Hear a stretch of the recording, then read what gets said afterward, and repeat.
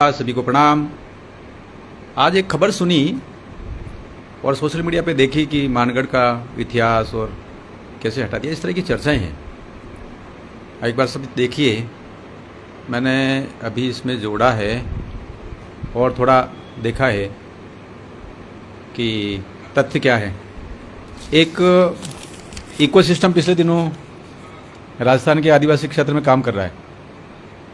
अरे साहब, ये इकोसिस्टम ऐसा है जिस पे थोड़ी बैकग्राउंड में जाना बहुत ज़रूरी है। हमने समय समय पर कहा है कि चल क्या रहा है। एक कथन आपके सभी के समक्ष रखता हूँ। माननीय नरेंद्र भाई मोदी जी के नेतृत्व में जनजातियों के इतिहास को लेकर एक नया विमर्श शुरू हुआ है, जिसको कहते हैं आज़ादी का अमृत महोत्सव के कालखंड में नायकों की चर्चा है। वो कौन से नायक? अनसंग नायक, अनसंग जिनकी गाथा कभी आई नहीं, अनजान नायक, गुमनाम नायक, ऐसे ही बात कर सकते हैं। उसमें एक पुस्तक ध्यान में आती है, जनजातीय गौरव। ये किताब पहली बार लिखी गई। उसमें जनजातीय समाज के 85 नायकों की गाथा है। भारत सरकार का एक बड़ा संस्थान है जिसको IGNC कहते हैं, वो उसने ये प्रकाशित की है और अखिल भारतीय वनवासी कल्याण आश्रम का इसमें अच्छा योगदान है। उसने कंटेंट क्रिएशन में धरातल पर चलने वाली गाथाओं के बारे में लिखा है।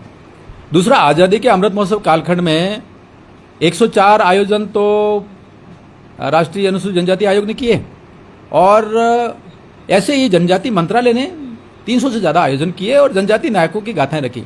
तब ध्यान में आया कि रघुनाथ शाह, तंटिया मामा, सभी की बातें उसमें आई हैं। और जब सारी चीज़ें आ गई तो बहुत बड़ा एक विमर्श खड़ा हुआ। माननीय नरेंद्र भाई मोदी जी ने 2021 में एक घोषणा की, जनजाति गौरव दिवस घोषित किया। जनजातियों के एक बड़े नायक जो कि राष्ट्र के हीरो हैं और सभी स्वतंत्रता सेनानियों में वे भगवान कहलाते हैं, धरती आबा कहलाते हैं। उन भगवान के जीवन को उसमें देखा गया और उनके जन्मदिन 15 नवंबर को जनजाति गौरव दिवस घोषित किया। एक बहुत बड़ा विमर्श शुरू हुआ। आज पूरे देश भर में आयोजन होता है, भारत सरकार ने छुट्टी घोषित की, सब कुछ है। जनजातियों को लेकर नरेंद्र भाई मोदी जी ने एक बड़ी योजना चलाई, 24,500 करोड़ की जनमन योजना। तो जनमन योजना एक तरह से PBT जो है उनके कल्याण के लिए। ऐसा ही एक योजना और चलाई, धरती आबा जनजातीय उन्नत ग्राम अभियान। इस अभियान में 79,000 करोड़, थोड़ा आंकड़ा जो विरोधी लोग हैं, ये विशेष तौर पर राजस्थान में जो BJP टाइप लोग काम करते हैं और उनके जानकारी में लाई है कोई 79,000 करोड़ 25 समस्याओं का निराकरण का मतलब 100% सैचुरेशन पर लाना राजस्थान में लगातार चल रहा है। सलूम्बर का छोटा आंकड़ा है, 7 हॉस्टल आ गए हैं और बाकी सारी चीज़ें चल रही हैं। स्वास्थ्य, पानी, शिक्षा, सबका निवारण हो रहा है, सारी चीज़ चल रही है। लेकिन मुद्दा यह है कि एक बड़ा इकोसिस्टम है जनजातियों की संस्कृति को खत्म करने वाला, जिसको मध्य भारत में आगे जाकर जो ऑपरेशनल मोड में दिखा उसको नक्सलवाद कहते हैं कुछ लोग अति वामपंथी हिंसा ग्रसित क्षेत्र कहते हैं। एक समय था जब वो 126 जिलों में विस्तारित था, धीरे धीरे सिमट रहा है। आंकड़ा बताता है कि 6 जिलों में सिमट कर रह गया है। उसमें 1-1 करोड़ इनामी लोग धराशायी हो रहे हैं और सुरक्षा बलों के टारगेट पर आए हैं, वो खत्म हो रहे हैं। और जनजाति क्षेत्र में अब भारत का झंडा लहरा रहा है और विद्यालयों में बच्चे भारत माता की जय के नारे लगाते हुए दिख रहे हैं। पुलिया जो वामपंथी उड़ा देते थे वो सुरक्षित हैं, चल रहा है, विकास बहुत तेजी से हो रहा है। जनजाति क्षेत्र विकसित भारत के सपने को लेकर बहुत तेजी से काम कर रहा है। लेकिन अब प्रश्न ये आता है कि ये मानगढ़ और कालीबाई वाला अध्याय कैसे आया, कहां से आया? मैंने तथ्यों का पता किया तो ध्यान में आया कि कुछ लोग डिजिटल वॉरियर के रूप में काम कर रहे हैं, ऐसा वो लोग कहते हैं, लेकिन मुझे लगता है वो डिजिटल आतंकवादी हैं। वो डिजिटल आतंकवादियों को समझना चाहिए कि राजस्थान की सरकार जनजातियों के विकास को लेकर बहुत संवेदनशील है और राष्ट्रीय शिक्षा नीति के अनुरूप कहीं भाषा संबंधी, कहीं परिवेश संबंधी, कहीं नायकों की बातें करना बहुत जरूरी है। थोड़ा ये भी जानना जरूरी है कि कक्षा 4 के बच्चों का मनोविज्ञान कैसा होता है, ये सारी बातें बहुत जरूरी है। उसमें एक तथ्य आपके सामने रख रहा हूं, कालीबाई को लेकर भ्रम फैलाया और भ्रम फैलाने वालों में अधिकांश लोग वे हैं जो झारखंड के खूंटी जिले से विस्थापित होकर राजस्थान में आए हैं और अपना भ्रम फैला रहे हैं। उनके मित्र मंडली जो झूठ का पुलिंदा लेकर चलते हैं उन्होंने फैलाया कालीबाई को लेकर। कालीबाई का अध्याय राजस्थान सरकार ने कक्षा 7 में सम्मिलित किया है। कक्षा 7 में मैं वो सारे फोटो आपको अभी फेसबुक पर अपलोड कर रहा हूं कि कौन सी क्लास में कौन से अध्याय में क्या लिखा हुआ है, ये सारी बातें। लेकिन बीएपी के लोग एक चोला पहनकर, एक नकाब पहनकर भ्रम फैलाने का काम करते हैं, वैसे ही जैसा कि अति वामपंथी लोग करते रहे हैं, नक्सलवादी करते हैं ना। नक्सलवादी के बैकग्राउंड में चर्च था, ये बात जरूर ध्यान में रखिए। अच्छा, आज एक और खबर छपी है किसी एक अखबार में, शायद वो डूंगरपुर का दैनिक भास्कर का अंक है, उसमें छपी है। उसमें भी मानगढ़ धाम को लेकर बीएपी ने भ्रम फैलाए हैं। अब मैं रख दूं, कक्षा 4 से वो अध्याय कक्षा 5 में किया है। मानगढ़ धाम का आंदोलन के बारे में 2 पेज लिखे हुए, पूरे 2 पेज, और 2 पेज पर डिटेल लिखा हुआ है। वो पढ़ के भी मैं सुना सकता हूं, लेकिन वो जब शेयर करूंगा आप सभी सोचिए कितना भ्रम फैलाते हैं। कक्षा 4 से हट के 5 में गया, क्यों गया? मानगढ़ का आंदोलन भूरेटिया नहीं मानो रे ने भूरेटिया को समझने के लिए, वो आतंकवादी जो आए थे इंग्लैंड से औपनिवेशिक सत्ता लेकर और उनके साथ चर्च था, उनको ललकार थी मानगढ़ धाम का आंदोलन, ये उसमें लिखा हुआ है।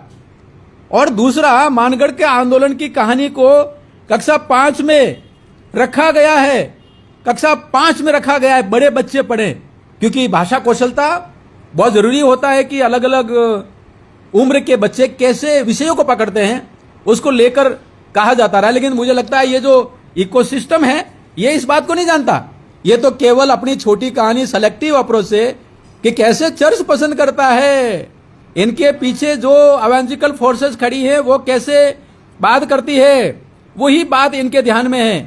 डिजिटल आतंक भ्रम फैलाने का एक माध्यम बना हुआ है। डिजिटल आतंक भ्रम फैलाने के साथ साथ में समाज को तोड़ने का एक तंत्र बना है।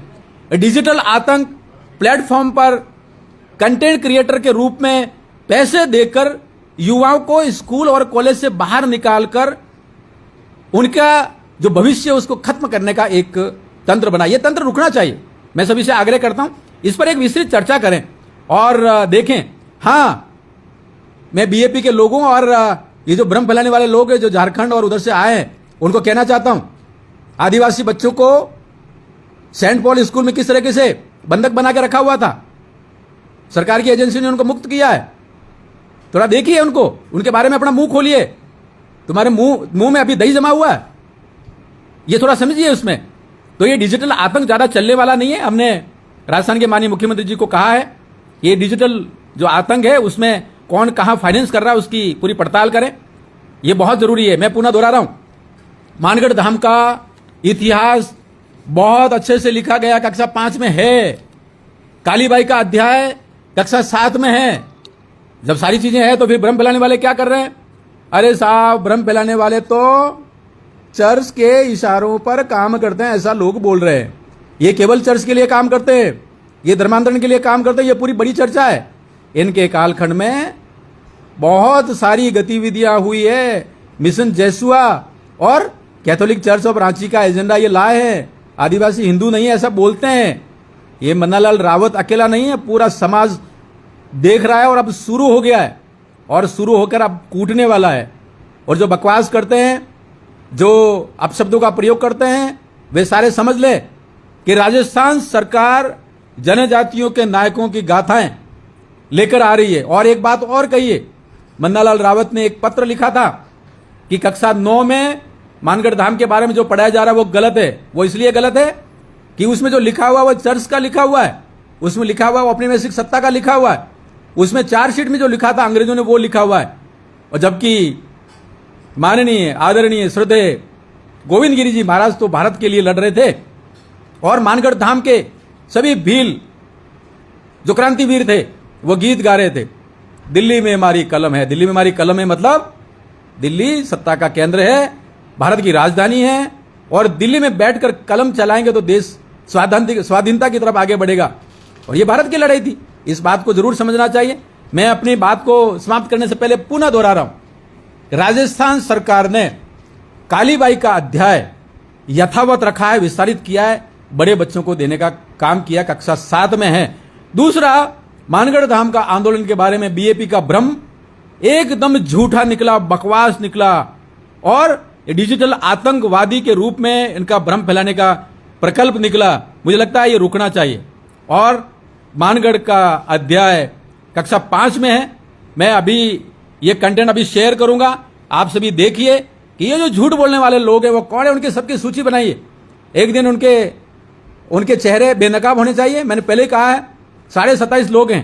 अब 27.5 लोग में साढ़े कहां से आया, तो एक आदमी 1.5 होशियार है, तो ये हो गए आपके 26। एक आदमी दुगुना है, 2 चेहरे लेके घूमता है, तो ये 24 और 25 तो लोग हैं, लेकिन इनके चेहरे 27.5 हैं।